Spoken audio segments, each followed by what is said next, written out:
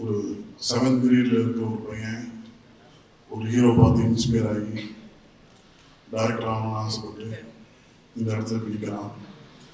நான் Ajith sir fan ஆகாமல் இருந்திருந்தா நான் என்ன ஆகிருப்பேன் தெரியல லைஃப்பில், ஏதோ ஒரு வேலை செஞ்சுருப்பேன். பட் ஒரு அஜித் சார் ஃபேனாக இருந்தால் என்ன நடக்கும்ன்றது இப்போ இந்த மூமெண்ட் எனக்கு என்றைக்குமே நான் very grateful for Ajith sir.